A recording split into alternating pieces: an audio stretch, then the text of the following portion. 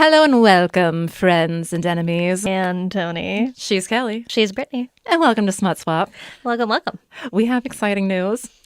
I've been waiting all day for this. I'm so excited. I know, I'm so excited. I was going to send you a screenshot earlier of the delivery. Oh my God, we got a delivery a week or so ago, 2 weeks ago. I was on vacation driving back from Florida. We got an email from Penguin Random House asking if they could send us some PR. So We're stoked. we're here opening PS update, and I'm like, Penguin Random House. Oh my gosh. I don't know if I told you this, but a long time ago when I was first an undergrad, I wanted to work our Penguin Random House. Really? So this is a full circle moment. We're not working for them, but we have a box from them. My therapist is so happy for us too. She knows everything. She's our bestie. Sort of. No, she is. Legally. She's obligated to be my bestie. Should I slicing the tape here? Slice the tape. Oh my God. I almost don't want to cut that part. Wow, they really sealed her in there. I know, I don't want to slice. Do you think that she listened to me when I said only send us one book from each author? Or do you think that she... I don't know. I was taking it a little. You can't tell? I can't tell. And I didn't want to get too excited. Yeah. And I'm like, Oh my God. She really sealed it in there. I'll tell you that. I will cut. You can You open. want me to cut that? No, you can open. Here we go. Let's turn this so that your address isn't blasting out for every... There's more than 2 books in here. Oh my gosh. There's a letter. Oh my God. There's more than 3 books. Oh my All right. God. You want me to read it? Yep. Hi, Kelly and Brittany. Small towns, dirt roads, cowboys, and rodeos with a side of dirty talk. Welcome to Silver Pines and Wells Ranch. Thank you for taking the time to read Paisley and Bailey's books. Yeehaw and happy reading. Katie Horn. Oh, she put her handle. I think. No, that's not her handle. That is... The author? No, Dell Romance is the subsect of Penguin. Oh, I got very excited. I know. It's so cute. I know. Zoom in. I will when I edit this. Thanks. I feel like we should get it in a frame. I Is that know. too cheesy? No, I love it. We get it in a frame and put it right here in front of us. I think that she sent us each copies of the books that she was talking about. Oh. So you grab this and I'll grab this stack. I don't know. I think there's... Oh, no, they are all different. They're all different. Oh my God. Kelly's hands. She has Bailey's.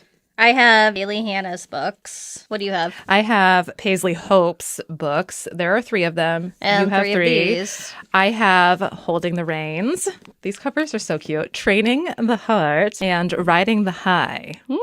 Now, I know that she told us what the tropes are in these, and I forget. I have already forgotten, but we know me. I think that this one, I remember this one, I think the second one is like a single father.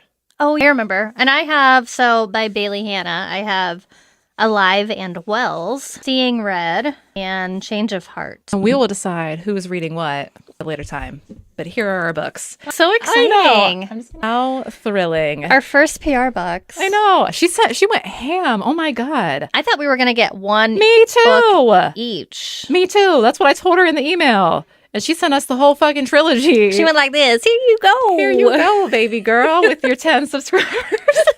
Oh, I love it. Gosh. Anyway, we digress. Today, we bring to you the Smut Clurb selection for the month, which was First Time Caller by BK Borison. Yes, and instead of swapping smut, we're sharing smut We're today. each going to walk you through some chapters of the book. So, Deal with us deal with it as we figure this out. as we get through this. I need to get me a stand or something. I do too. And I have That's a stand fine. for my iPad, and I have one at work. Maybe I should just bring it home. I don't really use it at work. have one built onto my iPad. So if I had it down here, I could just... That'd be great. It's fine. Do you want to kick us off or do you want me to? I will, because I actually edited this. Sure. Oops, sorry. Go ahead. It's all you. All right, so our book, again, is First Time Caller. Who's it by? BK Borison. BK Borison. So we're going to start off with Chapter 1. Love is dead. Or is it? Who knows? But that's how this book starts.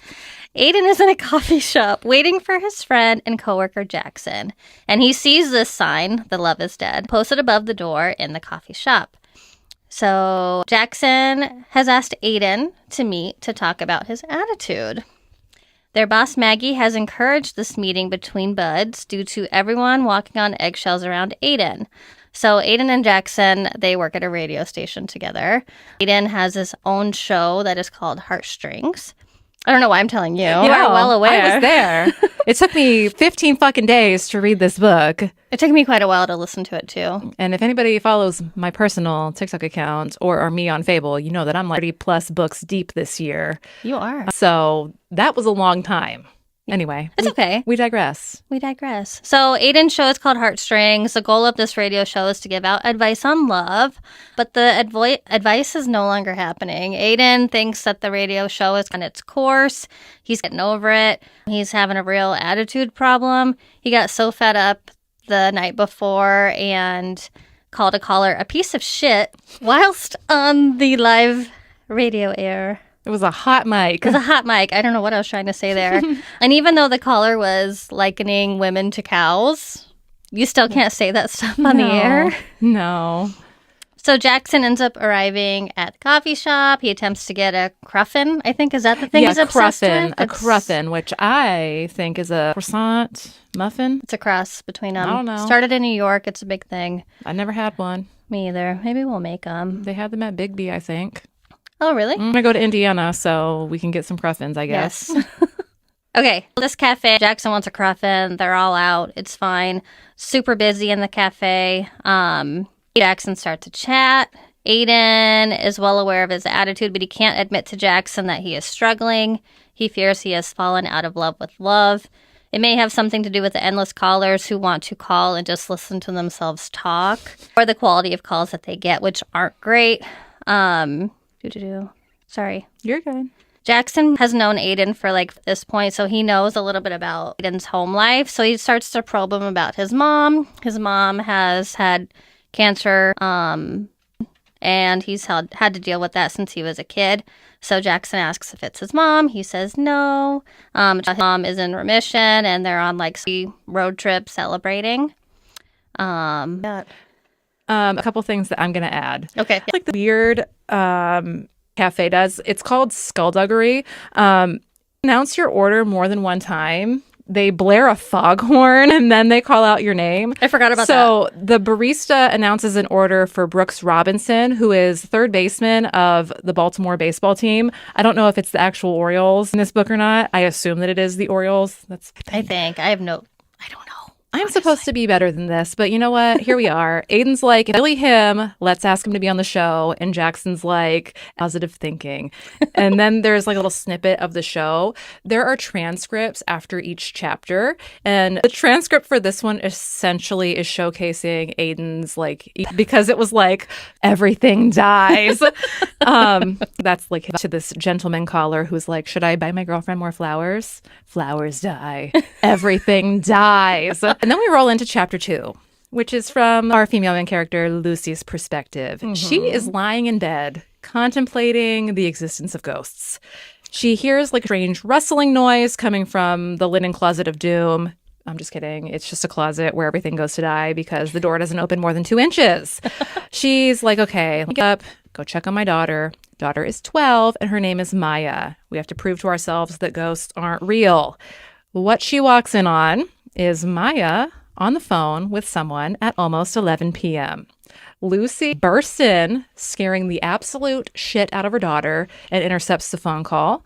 She confronts the man on the phone, who she believes is a predator for obvious reasons, or a cult member. Maya is trying to convince her mom that the man that she called for her mom. Aiden's trying to make his case, but Lucy doesn't want to listen to him, which again, obviously, why are you, a grown man, talking to my 12-year-old daughter? Right. I would have a hard time with that. Literally. As the mother of a 12-year-old. Literally. What the fuck? I'd be like, Macy Grace, excuse me? Who the fuck are you calling at 11 p.m.? Yes. And why doesn't that sound like Eli? Exactly.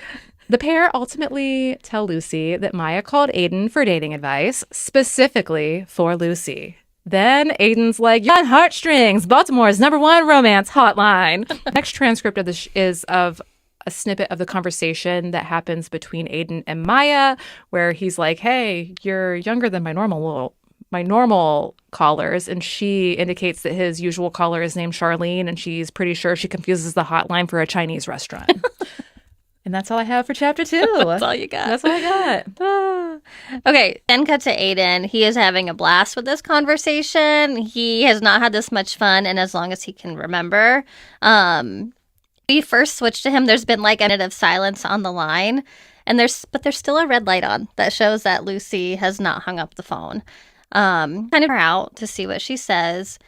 Lucy finally gets back on the phone, and she's like, so we're like right now? Live and in stereo, baby girl.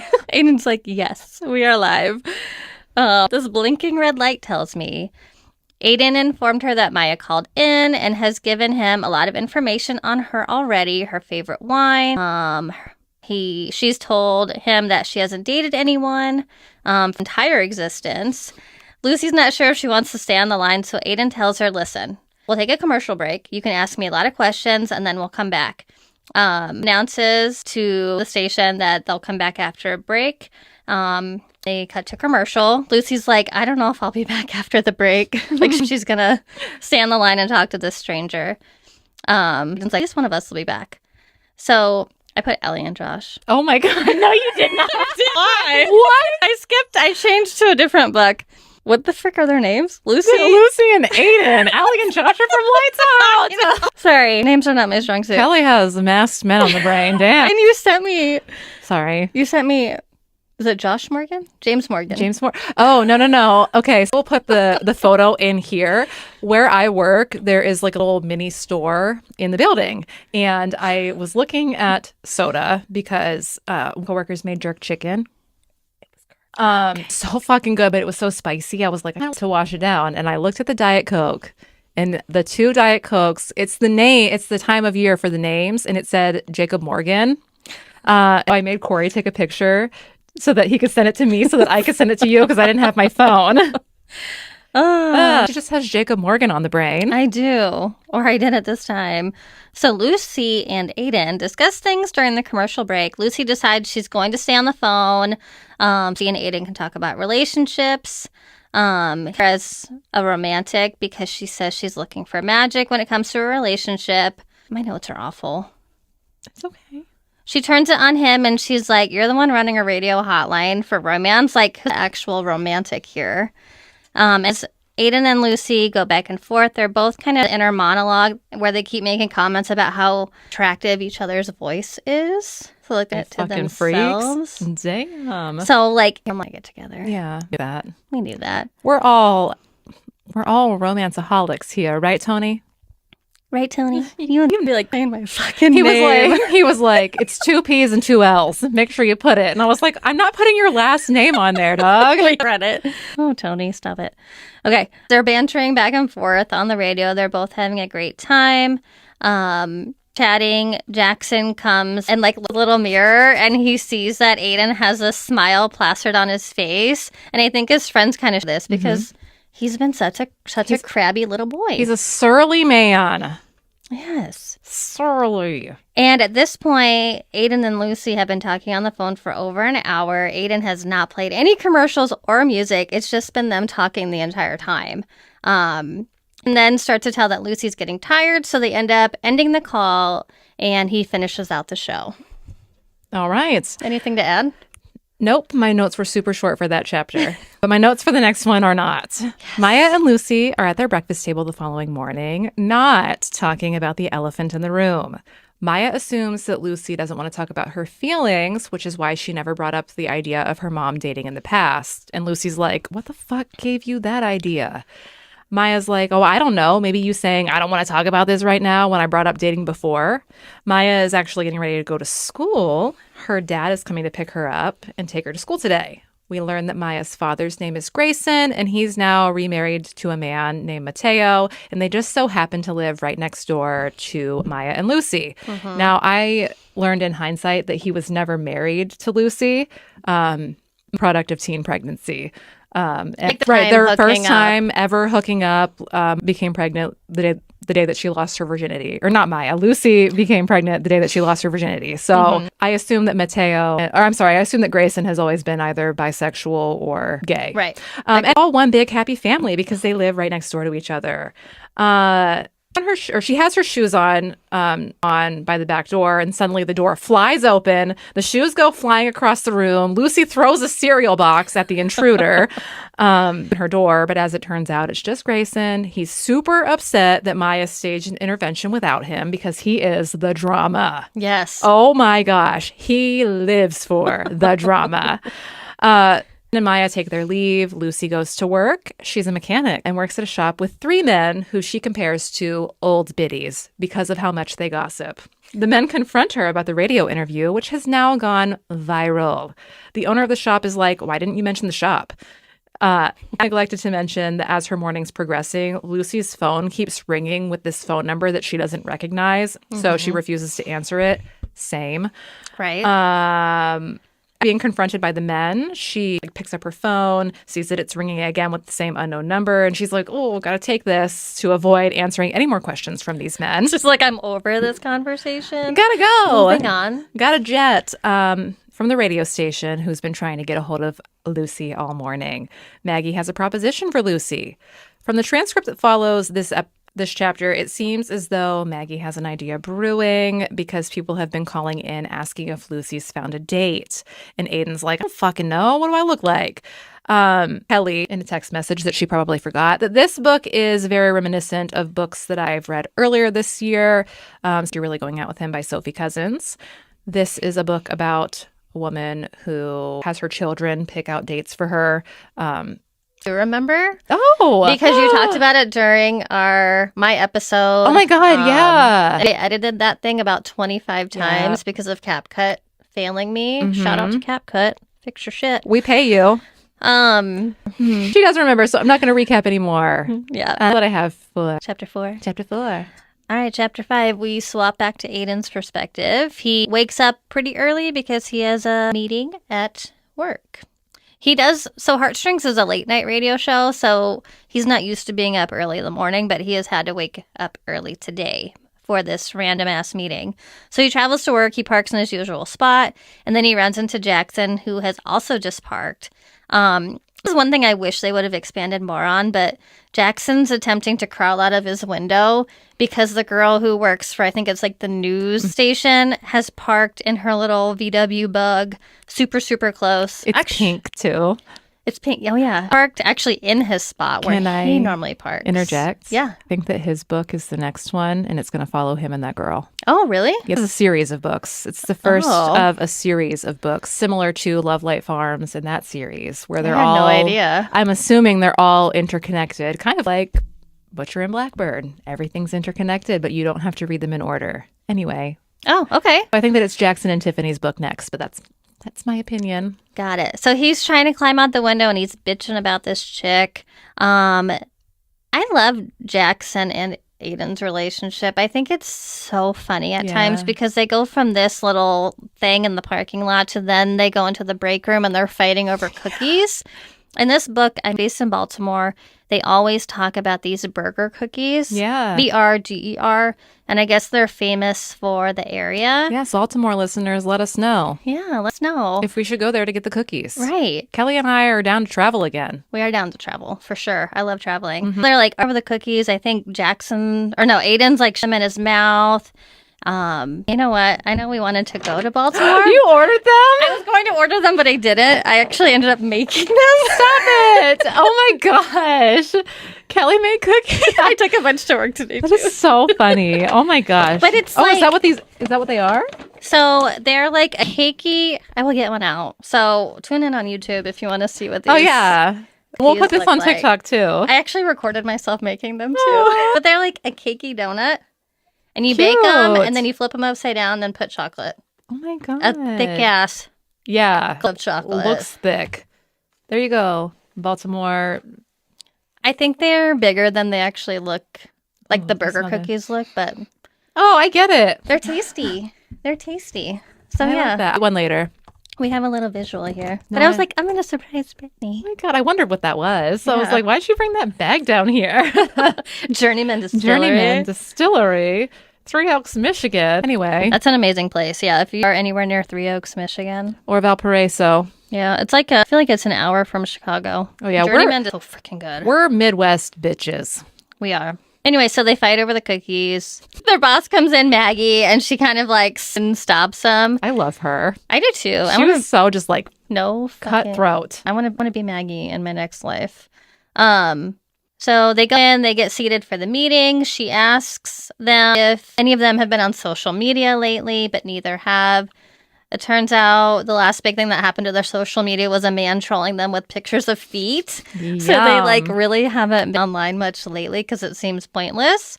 Also, not to mention their views and listeners have kind of been, there's not really too much exciting going on the social media feeds. Sorry. You're good.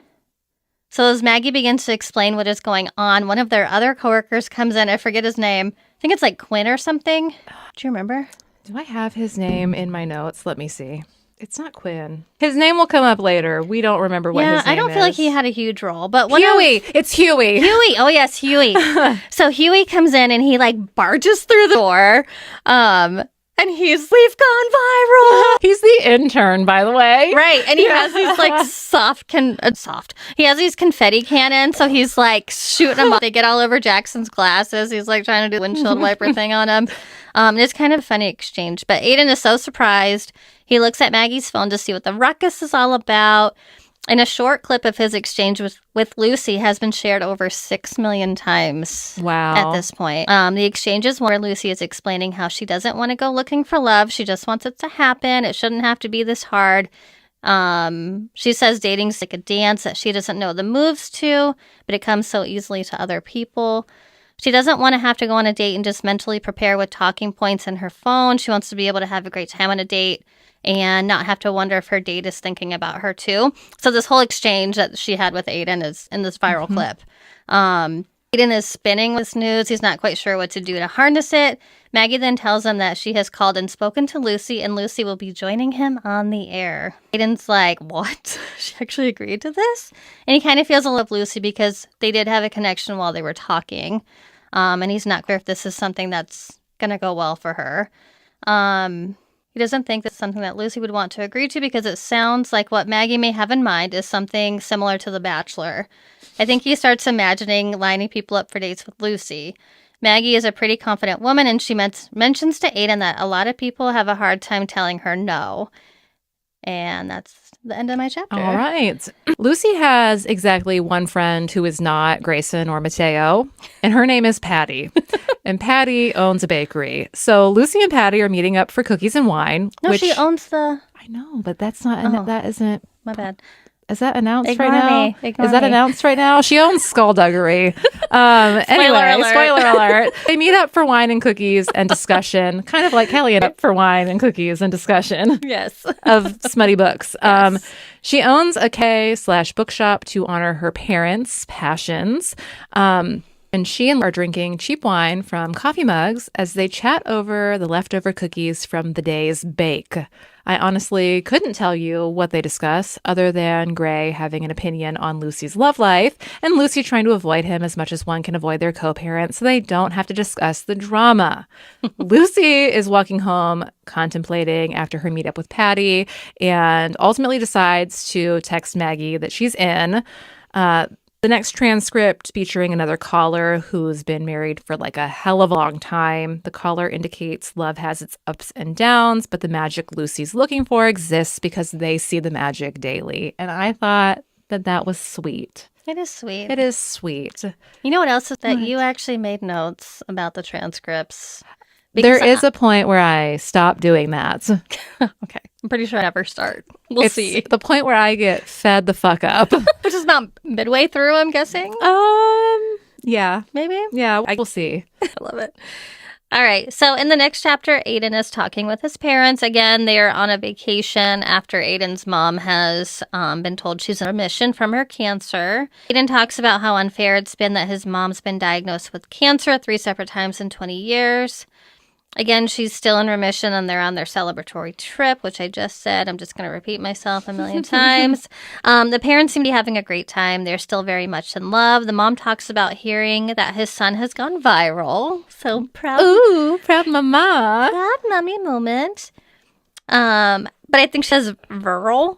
Like she pronounces the word. Viral. I heard you've gone viral. Yeah, like people have a southern accent. They do now. They do in Kelly's mind. In Kelly's mind. Kayla's mind. They ask Aiden if he is going to meet them at a certain place. I guess he was invited to go on this vacation with them, and he's just kind of blowing them off. And now that coming to the station, I think this is another thing he can use as an excuse not to go on this trip with his parents. I don't really know why he doesn't want to go. It comes up later. Does it? Yeah. Okay. I probably have on it. He has trauma, as they all do. As we all do. All right, so they get off the call. Aiden is getting to work. He's kind of thinking about how the show has been going, how it's been since it's gone viral. The amount of callers has increased significantly, and the types of calls have been a lot more fun for him to deal with. As he's getting to work, he starts making his way into the building, and he sees somebody else in the entryway attempting to read the directory to figure out where to go. Like, you know, when you were building, how it has, like, each floor and each office suite and who's where. So he sees a woman, and she's described as being tall, but 2 inches shorter than Aiden. She's wearing scuffed black boots, jeans, and an oversized mechanic's jacket. Aiden remembers that there used to be a dental office in this building, and for some reason it's still on the directory. So he's asking her if she's looking for dental work. They kind of go back, and Lucy, who is the woman, obviously, and she's like, "Oh, are you a dentist?" To which Aiden responds with, "No, you don't want me in your mouth, Sir." So the sexual innuendo was kind of funny and catches Aiden and Lucy off guard because it wasn't intended to sound that dirty. They kind of banter back, and neither one knowing who the other is at this point. Aiden does mentally make a comment that he knows her laugh from somewhere. So he starts to knows her but doesn't know from where. They say goodbye, and then he begins to walk down the hall to his booth. And Maggie ends up jumping out because she sees Lucy, and she runs down the hallway, and it's like, "Oh, hi, Lucy." And Aiden's like, "Oh my God, the fuck?" Whoops. He's also like very obsessed with her laugh. Yeah. Yeah, like very obsessed. And more than that. Is it my turn? Yeah. Okay. Of course, directed to Aiden. Why wouldn't she be? Why wouldn't she? He doesn't have a face for radio, she points out to us. She's meeting with Maggie to go over exact terms, but they're interrupted by Huey with an urgent fax. Of all the things that could be urgent, a fax was not on my bingo card. Maggie tells Lucy to sit tight while she handles the fax. Lucy takes note of the things in Maggie's office, which include several colors of Post-it notes, and a mirror, paper clips, and thumbtacks. Like a mirrored? I don't know what thing? I meant. Voice to text might have got me there. It failed you. Noticeably missing are any sort of knickknack. Maggie does have a picture of who I assume to be her father and herself as a child hanging up in her office, and a trophy shaped like a microphone or a headset or something radio related. Anyway, while Lucy's waiting for Maggie, she hears a sound that seems like it's coming from the studio where Aiden's recording. She looks up, and he's like staring into her. He holds up a piece of paper that says, "Come here." And she gestures to herself like, "Me?" And he looks at her like, "Who the fuck else would I be talking to? Who the fuck else?" Then he adds to the note so that it reads, "Come here, please," with "please" underlined twice. I forgot about that. Oh, yeah. It's so strange how like the details that we each pick out. Because I really did my best because I'm really bad at like, I was listening to the last podcast, and I'm like, I put like the stupidest details. I love it. It's so funny. It's so stupid. And I cringe listening to myself, like just talking and talking. It's fine. You know what I did read? If you write your notes the way that you would speak, it makes it a little bit easier. Oh, that's good. And that's what I do. That's what I do. I literally write my jokes in here that I want to say so that I don't forget. I love it. Anyway, she goes to the studio, and she has a headset put on, and she's listening to a caller who's talking about how she never noticed that she puts her needs on the back burner until the phone call between Aiden and Lucy. She talks about how she knows that she deserves better, and while she's talking, Lucy's like, "My heart, the warm fuzzies." After the call wraps, Aiden and Lucy talk about helping Lucy find her magical Prince Charming. Lucy's very about this, thinking that Aiden's only helping her to make fun of her, and she doesn't want to be embarrassed. Aiden tells her that's definitely not the goal, nor is he the type of person who would aim to embarrass her for content. He wants to help her, and he also doesn't want to lose his job. He tells her this is the perfect opportunity to prove to a cynic that love exists. And Lucy asks him if she can have some more time to think about whether or not she's going to help him, or that she's going to let him help her find dates. And then the transcript's talking about the feeling of losing hope, and Aiden tells the caller that he feels this way sometimes too. And that's all she wrote. So what's funny to me right now is like I'm looking at chapter 9 notes that are extensive. Yeah. And you have a blurb.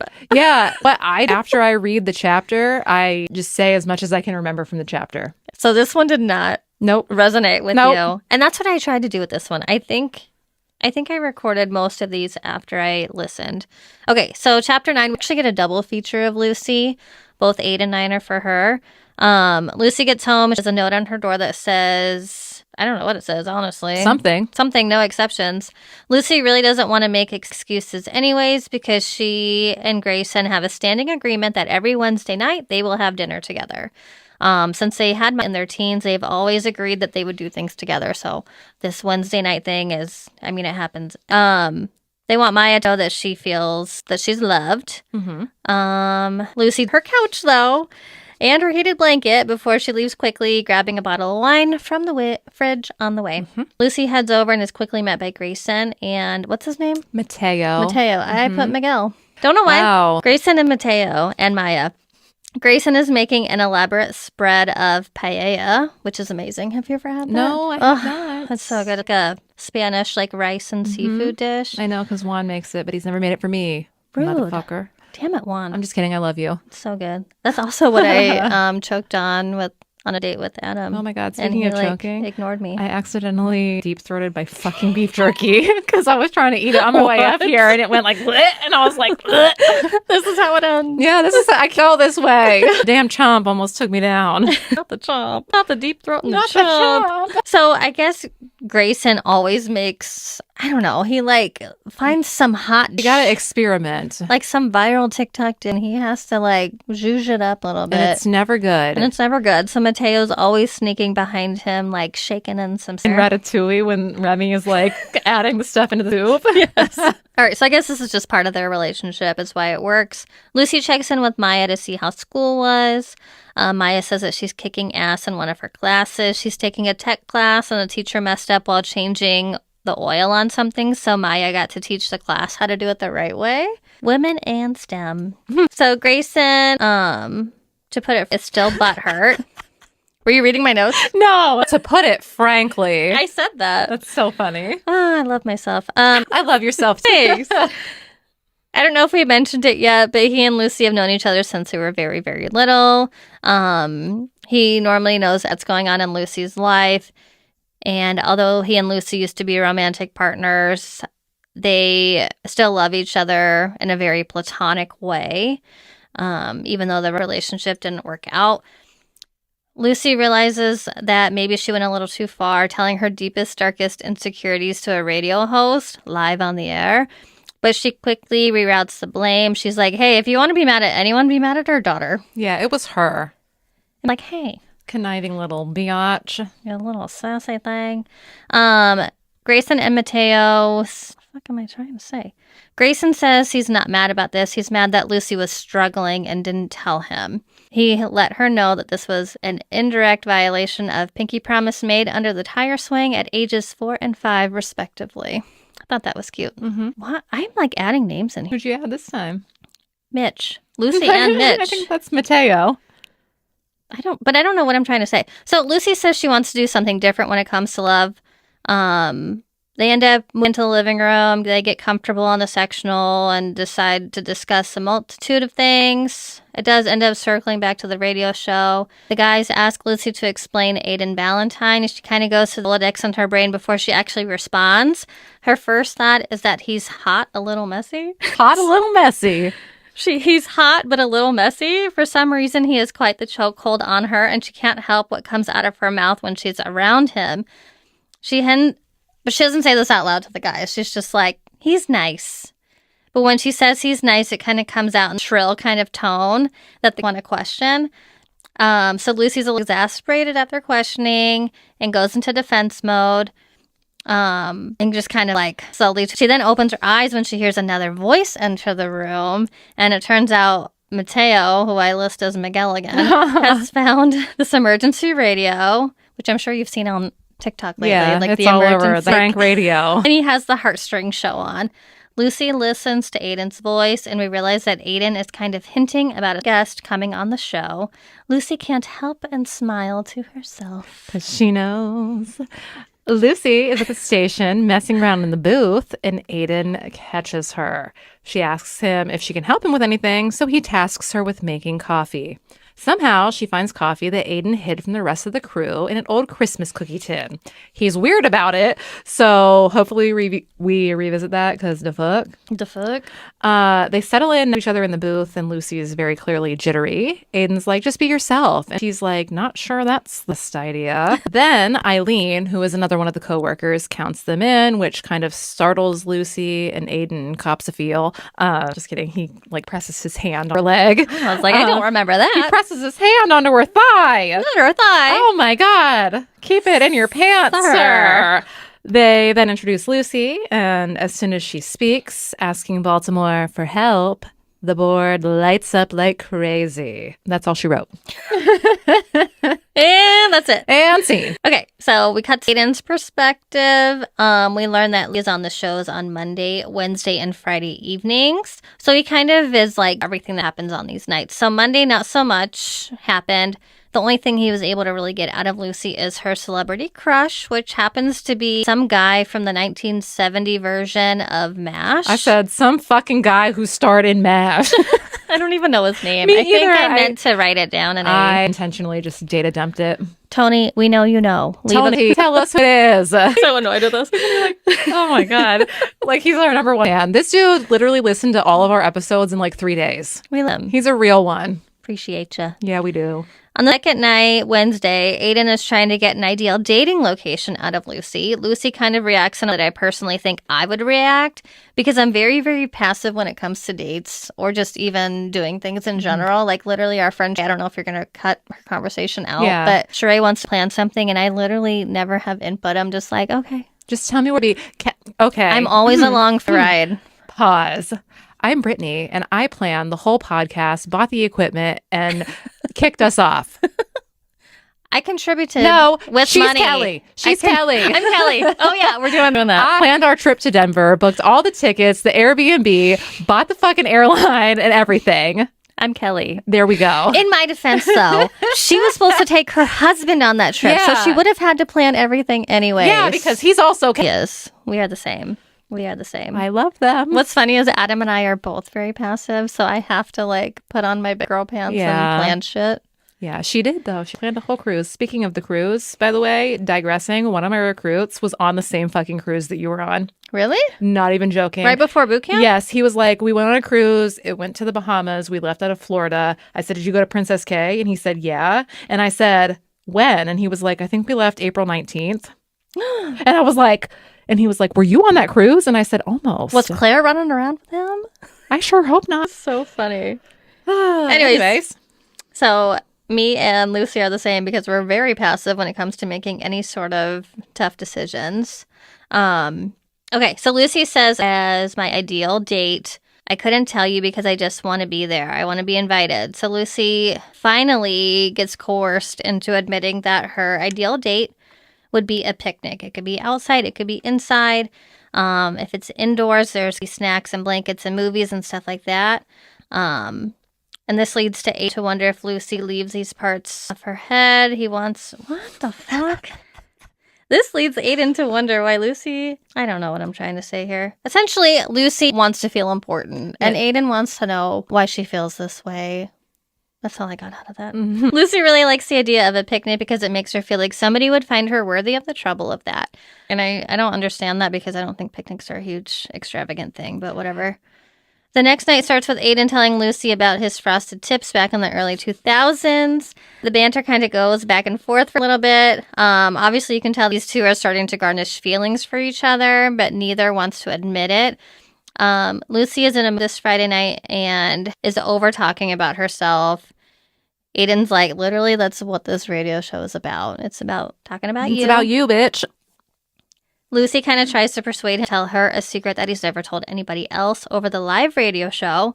So, of course, he plays this up and gets all dramatic and tells her that he's always wanted to operate one of the purple dragon boats that is normally out in the harbor.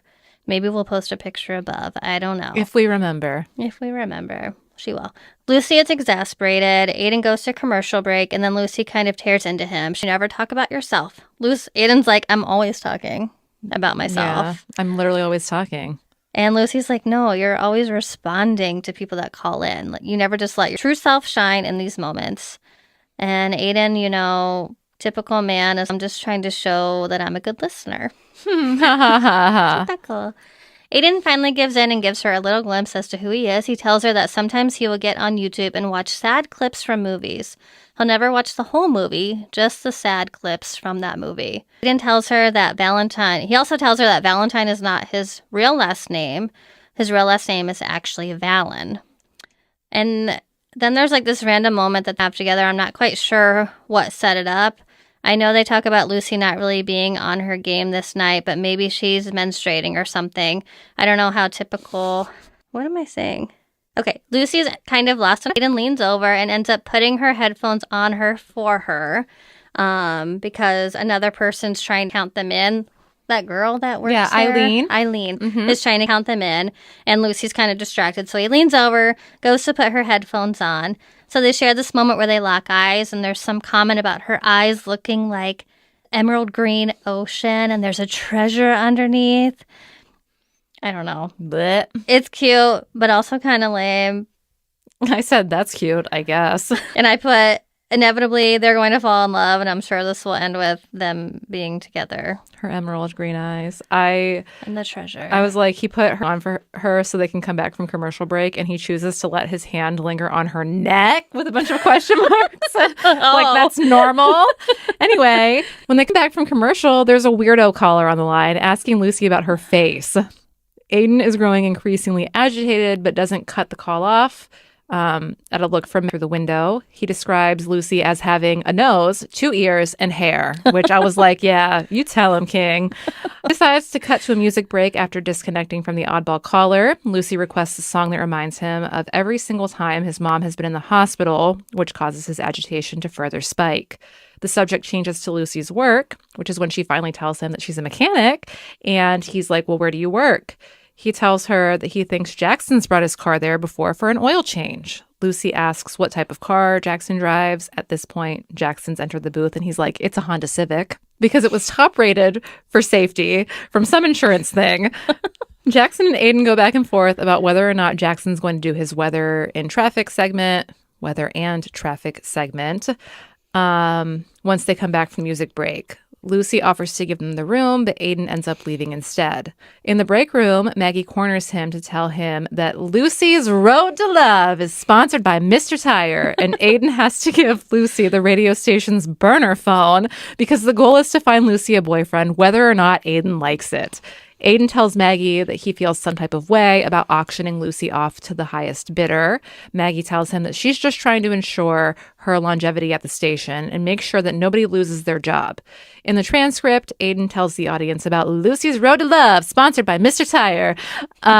They give out the phone number, offering up the ability to text Lucy to get to know her better, with Aiden's warning of any weird text will be answered by me. By me. So we cut to Lucy, and she has the phone, and she is being bombarded with text messages. It's like going off consistently. She ends up going to Paula's coffee shop, and they're kind of rolling through just like giggling over the messages. There's one moment of note, like there's all these messages on the phone, and then she gets stuck on the ones from Aiden because he is also texting the phone. And when she gets excited, Maya, who's also there, they pick up on this excitement and they're like, we see you. Can I interject for 1 second? Yeah. I wrote in my notes, one dude sends a pic of his lizard. Yes, an actual reptile named Bartholomew. Totally forgot about that. I was like, what a weird that he sent a dick pic. He named his stick Bartholomew, but no, it's an actual reptile. I don't remember everything he was texting to you. No, it was such weird things. Because you mean I'll come back because I don't really remember anything of note. The only thing I have is that he tells her Maggie is also pre-screening the text messages. But is she? I don't think so. Bartholomew? Hello? She didn't censor that out. So Lucy puts them away, goes about her day. By the time she goes to bed and decides to check the phone, there are 300 text messages just hanging out. That's overwhelming. So she decides she's going to start rolling through them. There's one text from a guy named Philip who mentions that it sounded like she was talking directly to him while she was on the radio. He has also had bad luck with love, so she makes a mental note of this guy and goes to bed, but not before texting Aiden back and forth for a little bit. The next morning, she goes to work, and she's working under a vehicle when she hears one of her coworkers making comments about people she should go on a date with. She rolls out, and she sees that he is actively going through the phone. Biddies. Motherfucking old biddies is what they are. I love it. Oh, my God. She's, wow, personal space. Guess that's not a thing. So this coworker and then the other people she works with, they've all been listening to the show every night. They have a group text centered around it and Lucy's dating life. And these are all older men. Yeah, I love it so much. Like grandpa. I reference them as her dads. Yeah. I call them her dads, yes. They're like Maya's grandpas, even though they're not her dads. And Lucy's, what, in her early 30s? So this happens. I think it's really funny. And then as Lucy's working in the shop, a man comes in who's around her age. I guess he looks a little closed off. He looks like he could be a jerk. He needs maintenance done to his vehicle. So he's come to Lucy's shop to check it out. I guess they specialize in classic cars, and he has a classic car. It's a 57 Chevy. And he's searching around to get the undercarriage lights installed. And Lucy's frazzled by this. She's like, fuck no. No. I'm not doing that. We don't do that shit here. And normally she wouldn't act this way, but she thinks that Aiden's bad attitude may have pushed her a little bit and made her come out of her shell a little bit more. Because as she's starting to fill out this piece of paper for the guy, and she hears what he wants to do, she takes the paper, crumbles it up, and throws it in the trash can. And she's like, sorry, you're going to have to go elsewhere for that. We don't dabble in bullshit like this. She didn't really say that, but that's what I imagine her saying. I loved it. The guy then changes his attitude, and he's like, you know what? I just moved here. I've been trying to find a shop that I knew I could trust, and you just passed the test. You're hired. I would have been really irritated by too. that. Like, don't fucking test me. What are you testing me for? Because I'm a woman? Seriously. You wouldn't treat a male mechanic like that. So Lucy finishes the intake form. There's some additional talk about Grayson and Maya and Miguel. It's not Miguel. Mateo. Canvassing to see the text messages to see who they think Lucy should go on a date with. Later this evening when Lucy gets to the radio show, her and Aiden are chatting, and she tells Aiden that she is going to pick somebody to go on a date with this evening. Aiden's demeanor instantly changes. He then begins to question her to see if this is something she really wants to do. Lucy's not the most confident woman, so she's kind of saying yes, even though she's 100% not completely ready yet. However, you got to fake it till you make it. So she's like, let's do it. Just take the leap. Rip the Band-Aid off. Yes. Aiden keeps questioning her, which may lead to her overthinking. And she's like, that's why I'm here. I'm here to find love. Aiden's like, that's the only reason. And he's like, my writing is all over the place. Part of this is just so funny, you trying to decipher your notes. It's really funny. I will do better. No, I really will. I really will.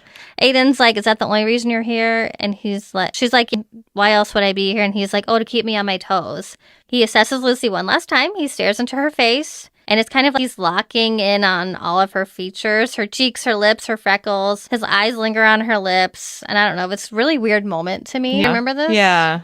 Lucy realizes she's gotten comfortable being in the booth with Aiden, and she needs to take it a step further and find somebody to go on a date with. She's ready to just move things along. Aiden's grump at this point, and he puts his headphones on. And when he does so, Lucy thinks to herself that it feels like he's closing the door when he does this. So Aiden's like, let's find you a date. And they get on the air. And they go on the air. Now, here is where I got confused. Oh. Because I thought that the man that she went on the date with was the man who brought the car, who was bringing in the Chevy. Oh, you did? I 100% did. Oh, no, it was the guy that texted. Right. I got that after the fact, but I thought that it was that guy. The guy. So the whole time, my notes kind of will spiral from here. It's fine. We got it. She goes on a date with a man named Elliot, and Aiden is extremely bothered by this, yet somehow still in denial that he has feelings for her. Jackson's teasing him about it while he's on break. Then Huey bursts into the break room, saying that there's someone looking for Aiden. Jackson is like, me? Makes a comment about not being able to control the weather. Insert, well, damn, Jackie, I can't control the weather. GIF right here. Huey's like, the man's not looking for you. He's looking for Aiden. It's Grayson, who is livid because something went down on Lucy's date that upset her. As he's manhandling Aiden, Lucy walks in. She's red-faced and sniffly to tell Grayson to leave Aiden alone. Aiden only has eyes for Lucy in this moment. Toby? Doesn't pay attention to a single other person in the room. Maggie comes in demanding Aiden to go back to the booth before Jackson starts talking in weather jargon that no one understands due to his nervousness. Aiden's still livid, refuses to leave until he knows that Lucy's okay. Grayson tells Lucy she needs to go out on another date and not let Elliot and his stupid bet with his stupid friends prevent her from finding somebody else or preventing her from going on a date for another 10 years. Sorry. He also decides that he's going to pick her next date. Grayson is responsible for picking the next date. When we cut over to the transcript, it is literally Jackson spiraling from nervousness because they let him talk for 10 minutes while this whole chapter is going down. And if he's on the air for too long, he will spiral and start talking about freezing rain, fire tornadoes. That's what I was trying to think of. What are they called? Tornadoes. I didn't expand much on my next chapter, so you may need to assist. But we cut to Lucy's perspective, and we learned that Elliot tried to make a fool out of Lucy on the date. As they sat and chatted, he went from laughing with her to laughing at her. He tells her that she is too self-important. I don't know if that's the right term. And that because she has a child, she is damaged goods. And basically, she should just accept whatever form of love comes her way instead of putting too many rules upon it. It's like a dramatic turn of events. So Lucy and Aiden are then sitting in the booth. Aiden is trying to reassure her. He has his hand on her ankle and is just rubbing circles with his thumb, and it's calming her down. Grayson is going to get on the mic and do some sort of talking and I guess pick a date. I guess. That's all I have for that one. Let's see. Let me go back to my beginning. I say Grayson takes Lucy's spot in the booth after she has the horrible date. We get Lucy's perspective as to what happened between her and Elliot. And suffice to say, he is a bag of dicks. It almost feels like he went into her car shop. See, this is what I'm talking about, where I'm like spiral. It feels like he went into her car shop to intrigue her. I missed dates enough that she would ask him on a date. I missed some details. It's fine. That's okay. That's what I thought. Anyway. Aiden's clearly very smitten with Lucy because he doesn't leave her side until she tells him that she's okay. After the show is over, Lucy's sitting out in the parking lot. She's still in her dress and heels from her date, so she's shivering because she left her jacket in the radio station. Aiden comes out. He puts the sweater that he was wearing in the booth onto her shoulders, and they're talking a little bit about Grayson and who exactly he is to Lucy. Lucy explains that the reason they get along so well is that they were best friends and they've known each other since they were children. She talks about how both of their families essentially disowned them after she became pregnant and refused to get married to Grayson. Aiden asks if she thinks that her family is listening to the show, and she's like, well, they're still local, so they probably have an inkling as to what's going on, but they haven't reached out in the last 12 years, and I don't think they plan on reaching out right now. As they're talking, she's leaning up against him, talking about how this has been one of the longest nights of her life. Not to him, internally, of course. She starts to nod off before she She starts to nod off. But before she nods off, she asks Aiden if he thinks she'll find anyone. Do you think that I'll find my magic? And as she dozes off, he's like, I think you are the magic. I missed a lot. Yeah, it's okay. The transcript is a snippet of the show with Grayson, and I just want to talk about his opening line, which was, listen up, lizards. There's a new daddy in town. And if anyone deserves a book, it's Grayson. I love it. Because he is the most main character of any man I've ever read. Listen up, lizards. There's a new daddy in town. Do you want to go 16 or do you want me to? So I think I put part of 15 into 16 because I do have them being outside. Because the only thing I do remember is they have a moment where they're cold and cleaning together and touching, and it's probably the closest that they've been. So for the next chapter, do you have them starting off on another blind date? So I have stuff on this, but I may end up putting 16 and 17 together. So Lucy has another blind date. She goes to a restaurant and ends up being stood up. She texts Aiden. She texts Aiden, who does not have a show that evening due to something going on. It's the Pussycat Pals. The Pussycat Or Pals. whatever their name was. Oh, was that it? The old ladies that have the cat show. I don't know. They only come in once a week and they have the same time slot as him. Got it. So she tells him that she's been stood up and she's not sure if she's at the right restaurant. He responds that she's at the right one. Mm-hmm. Duck, duck, goose. It's a French restaurant. He then asks what the problem is. Lucy finally admits that she just taken over. That she's been sitting in the restaurant for the past 48 minutes and he's a no-show. The waiter has brought her multiple glasses of wine, bread, and now pity cashews.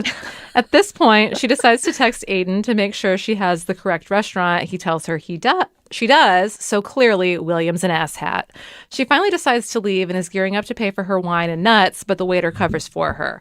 He tells her that he knows who she is and he's not paying for her out of pity.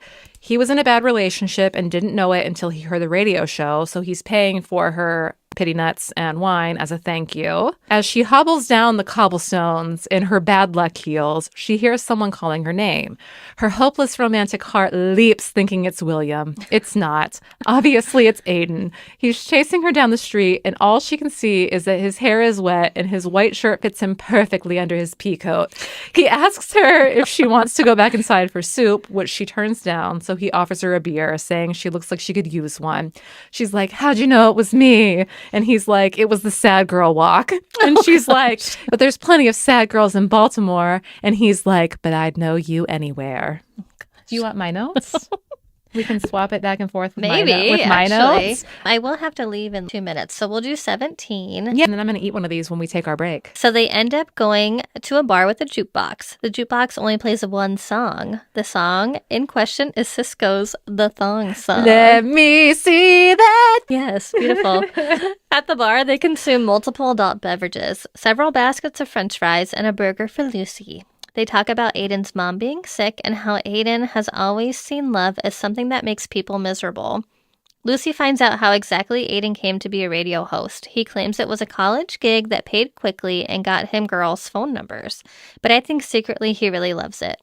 They end up playing skee-ball in the back of this bar. Aiden's fucking terrible at it. Lucy tries to correct his form a la, "Let me guide your hand," in an Uno reversed situation. Your notes are pretty fire. Thank you.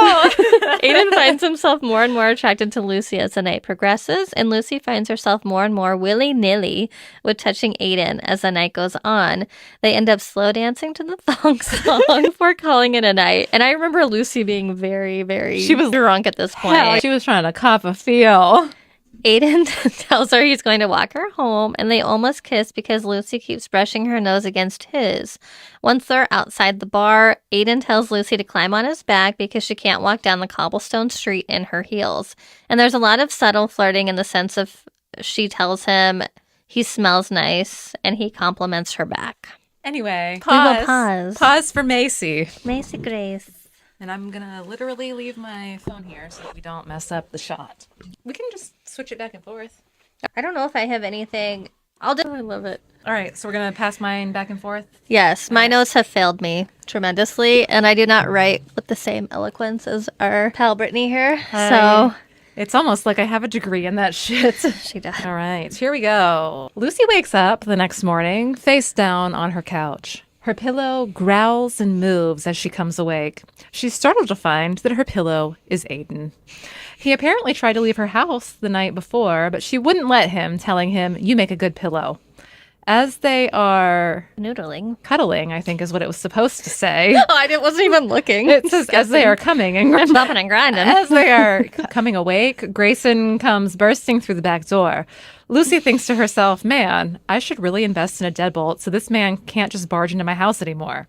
They come around the corner into the living room. They come around the corner into the living room and see Lucy and Aiden together on the couch. Because Grayson and Maya. Did you say that? Yeah, that's probably that's probably what I meant. That's probably what I meant. I don't know, but it's Grayson and Maya. Maya thinks that Aiden is William. Grayson tells her it's not. Maya is dressed up as Indiana Jones for cosplay day, and Aiden adds just another tick to his pro list by greeting Maya as Dr. Jones. She loves. Which she loves. She's excited. Lucy ends up making breakfast for everybody. It's bacon, eggs, pancakes, and toast. As she's cooking, Aiden's giving the debrief to Grayson and Maya. Maya asks if she can pick Lucy's next date, to which Lucy is like, no, absolutely not. She also tells Grayson that he's not allowed to pick dates for her anymore either. Maya thinks that it's a great idea for Aiden to be the one who picks out Lucy's next date. Now, I've neglected to mention up until this point, or what I've neglected to mention up until this point, is that both Lucy and Aiden have acknowledged out loud to each other that they have a little workplace crush on the other, and they've been engaging in a little recreational flirting with each other. Lucy says that she doesn't think it's a good idea but Aiden is adamant. Oh my gosh, I'm sorry. Lucy says she doesn't think it's a good idea, but Aiden is adamant that he will pick her next date. Maya and Grayson leave to go to the cosplay day, and Aiden and Lucy are left alone together. It's a little awkward, and talks about how he should leave, and he does the thing where he's like, I should go, but he's just standing there. Lucy's finally like, out of my house, and he does, but then he texts her on the heartstrings phone with just the word bye, and Lucy laughs out loud, and we've reached the point where I've stopped putting the transcripts in. Really? Yeah.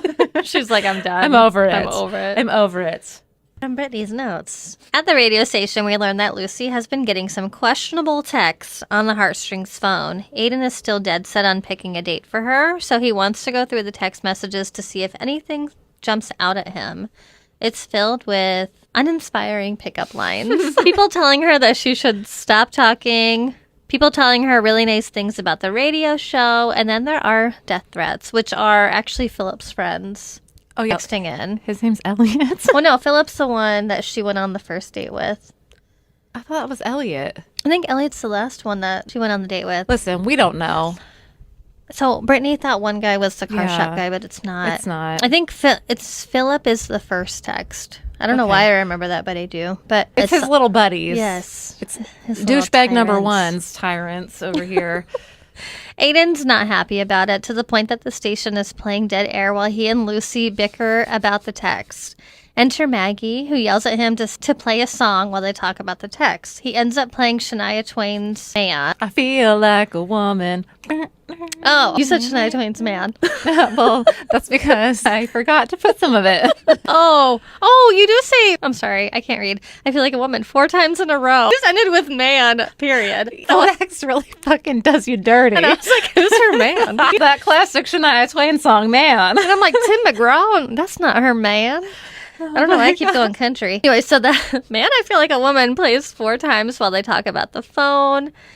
When they finally come back from the loop of Shania, there's a man on the phone whose name is Oliver, who felt compelled to call Lucy and speak with her. Aiden decides in this moment that this is who he will choose for Lucy to go on a date with, because Lucy seems to like this man's jokes. I guess it's really dorky, corny. He's too young for you, Lucy.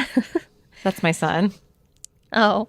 In the transcript, Aiden attempts to tell Lucy a joke, but she doesn't get it. And when she finally realizes that he is trying to tell her a knock-knock joke, he refuses to tell the joke. So apparently I didn't give up the transcripts just yet. No, not yet. All right, we're going to get there. That's I promise. okay. I promise. A few chapters in.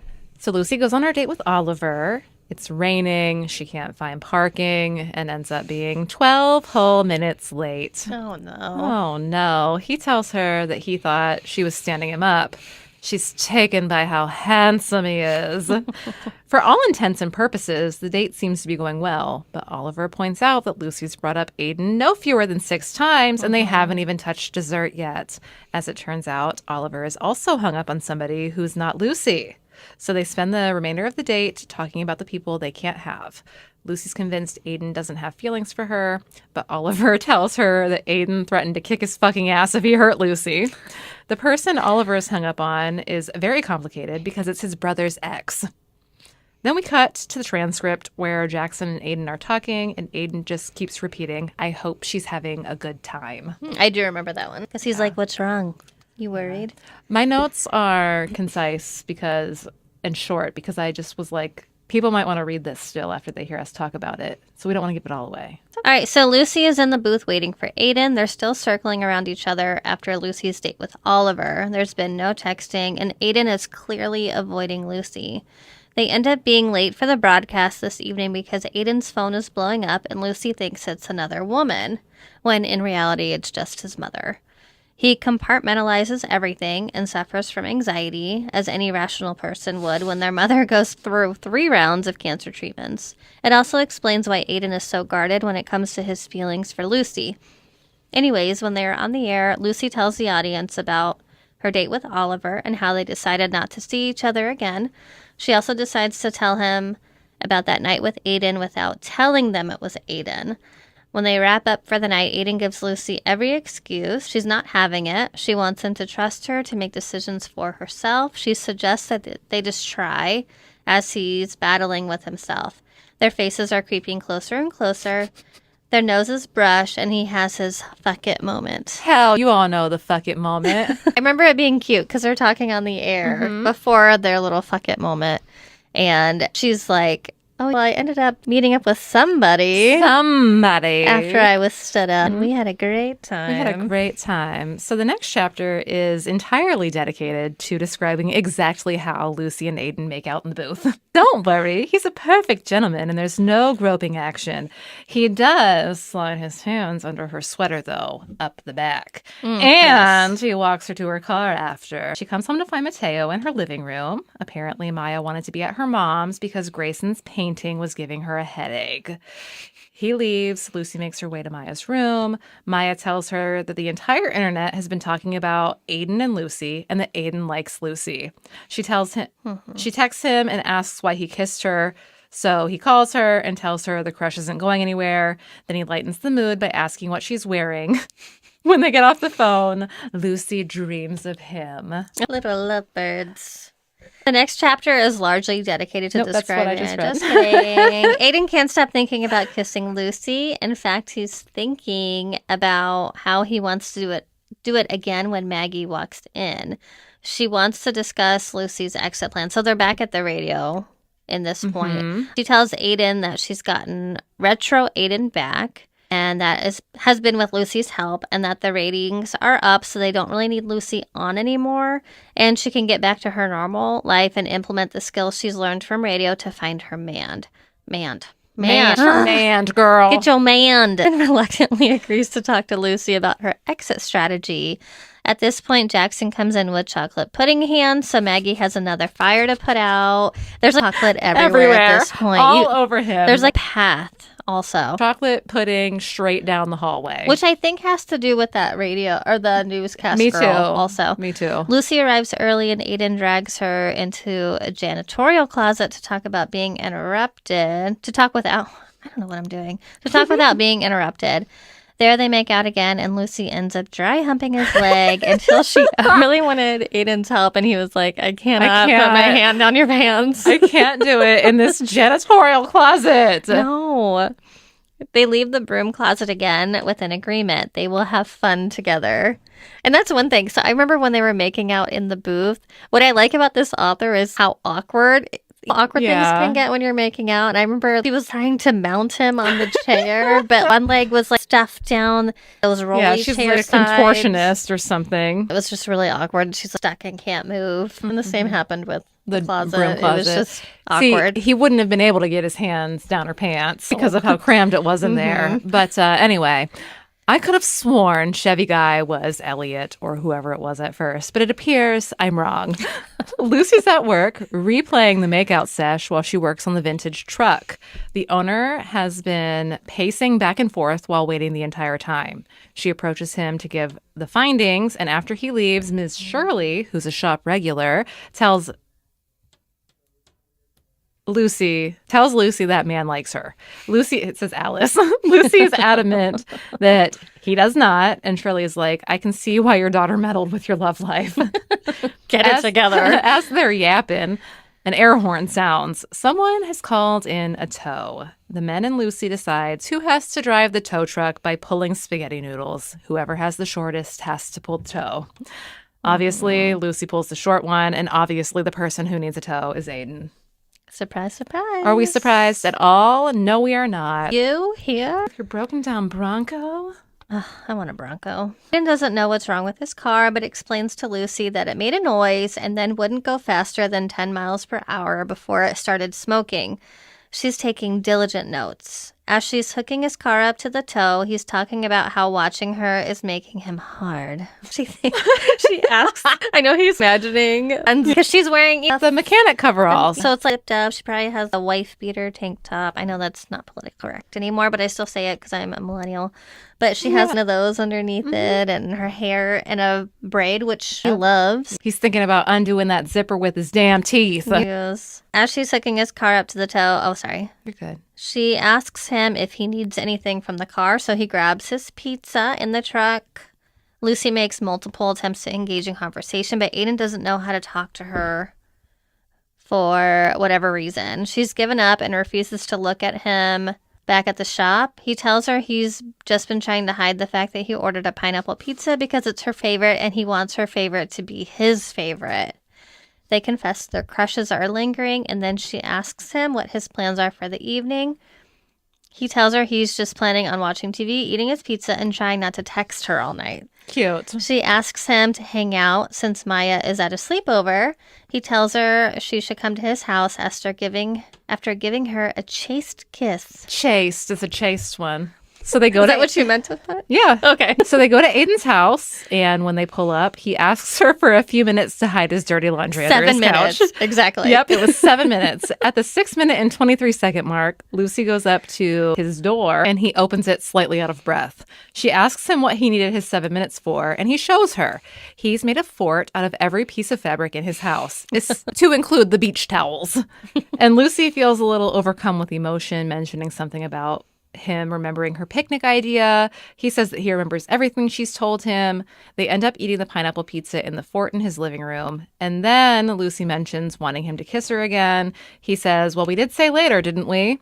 She tells him she knows what she wants and tells him that she wants him to kiss her until she can't breathe and then make her come multiple times.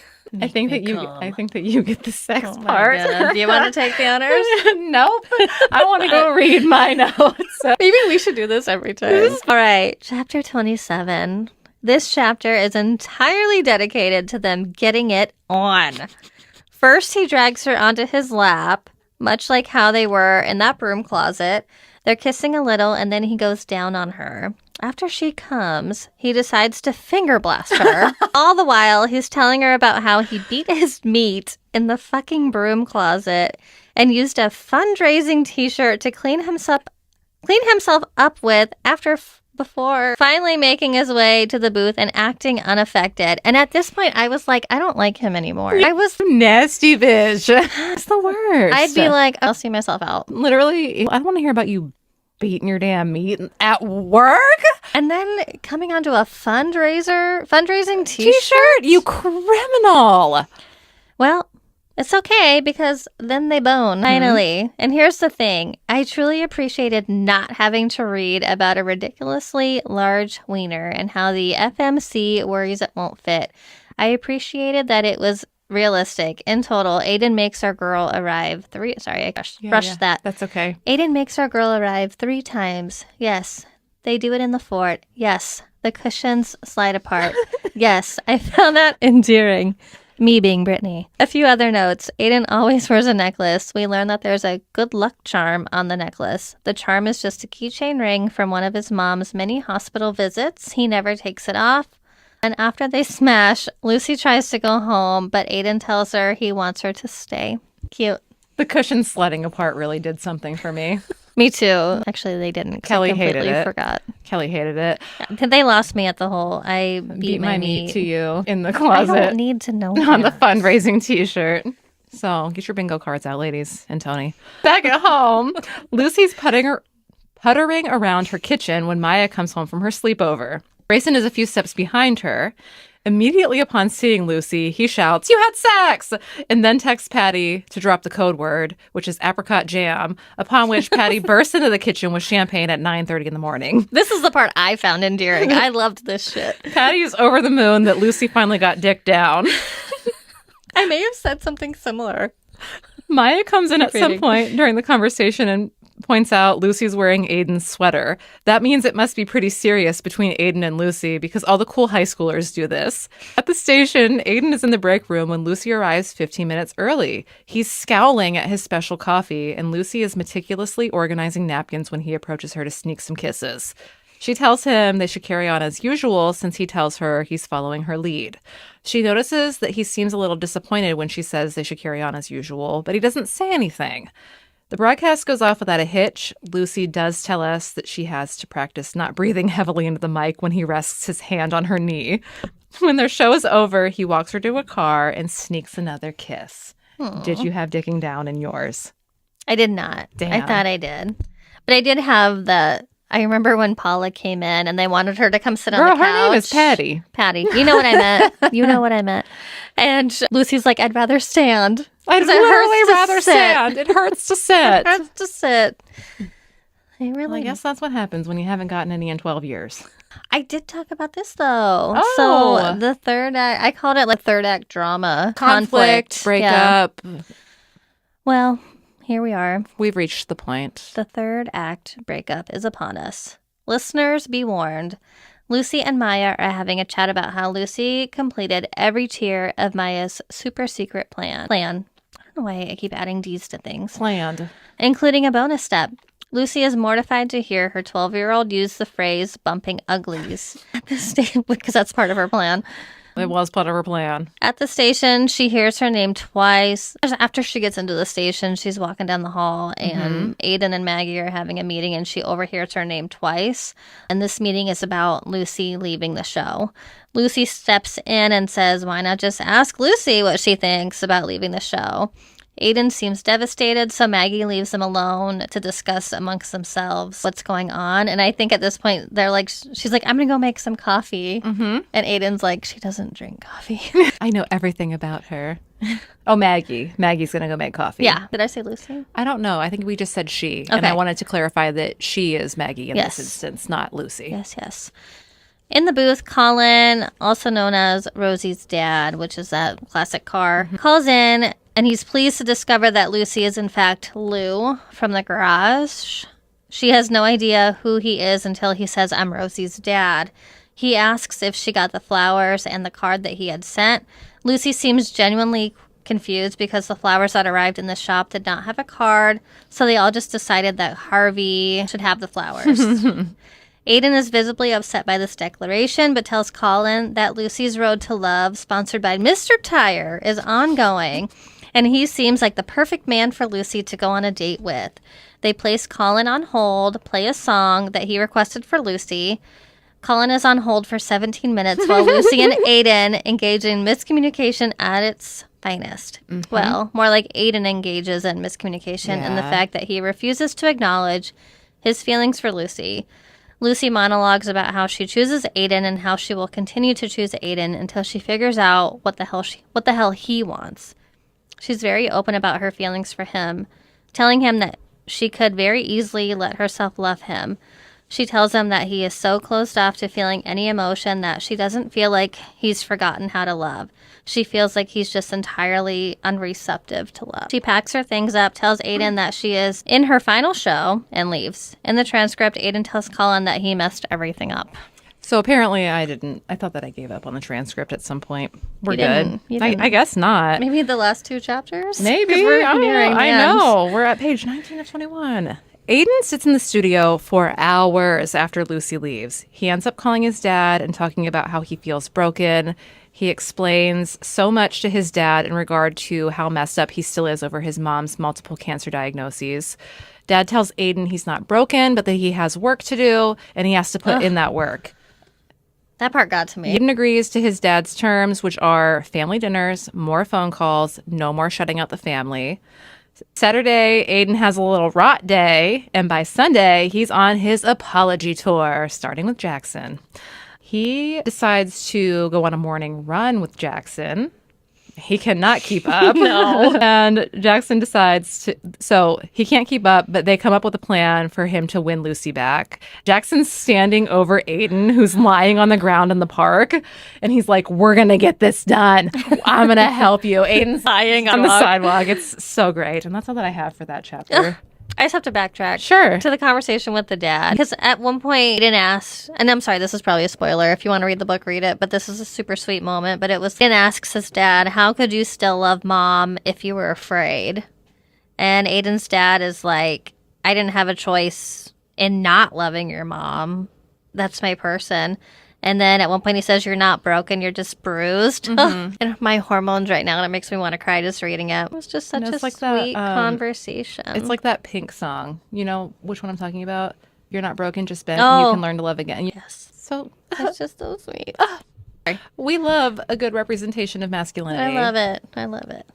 So Lucy has been throwing herself into her work and refusing to sleep, essentially. Truly, she's in a daze. Think inside out, pajamas, eating cereal by the handfuls from a box. Every man at the shop wants to know if she's been listening to heartstrings. And of course, she hasn't, because her heart can't handle the ache. Somehow she's tasked with taking Aiden's Bronco to the station to drop it off since the work's been done. Dan promises he'll be right behind her. Spoiler alert, he's not. Fucking Dan. Damn it, Dan. At the station, Maggie somehow convinces Lucy to cover for Aiden because he's had some sort of bird emergency. And Jackson's been talking about volcanic lightning for the past 8 minutes and truly needs saving.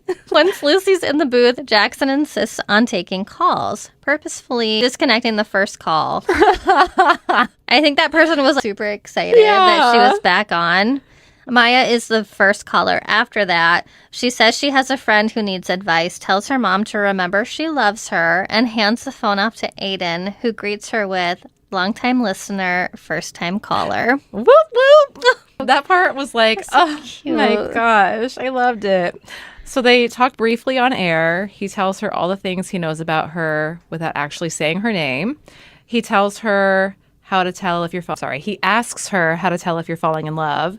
They go back and forth until we reach the confession part of the conversation, at which point Lucy hangs up on him before bolting out to the parking lot where Aiden's been pacing. Here, they talk some more. He tells her that he doesn't need to know what falling in love feels like because he knows he's in love with her. Then they kiss while Maya and the dads cheer from the car parked nearby. Like screaming in the car and beating on the windows. Jackson narrates this whole ordeal to Baltimore before Maggie cuts him off when it gets a little too raunchy for public radio. I think he's in a parking lot. In a parking lot! Everybody can see you! Epilogue. The epilogue is 3 sentences. We end where we began, skullduggery for Cruffins. In a classic stunt of deja vu, we have Patty screeching out an order for Brooks Robinson, who, as it turns out, has been Lucy all along, further proving the invisible string theory. The end. The end. So, I already forget what I rated this book. I think it was like 3.5 stars. I think I'm up there. Will you go on Fable and look and see what we rated it? I will. Since we're on my phone, and I'm going to just yap while you do that. No, I want to know your final thoughts because I have another thing I want to talk about after I really this. think that she just has a way of writing that I don't love. I'm not saying that it's not for most people because I could see why most people like it.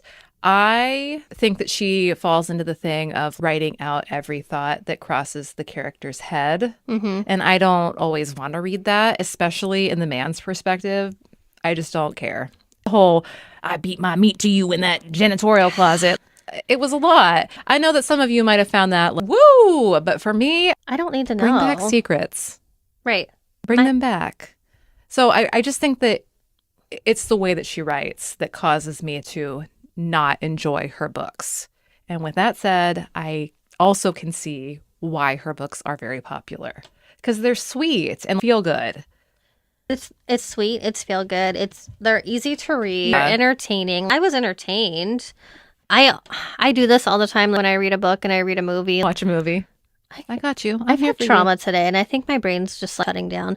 But I always try to figure out what's going to happen. I try to see around every curve. And with this one, it was just like, I know exactly where it's going. Yeah. It's a straight line. There's no twists. No I'm not turns. being foiled. I know what's going to happen. I'm pretty confident that I gave it 3.5, 3.25 maybe. What I don't like about Fable, if you're listening, if I want to search, I need my friends to show up first. You can do that, friends.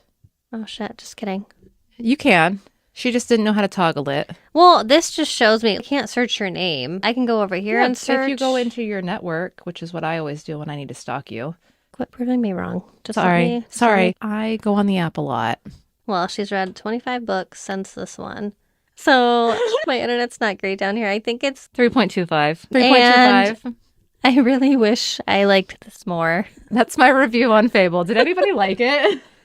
No. Wait. Oh my God, Kelly liked it. And so what did you rate it?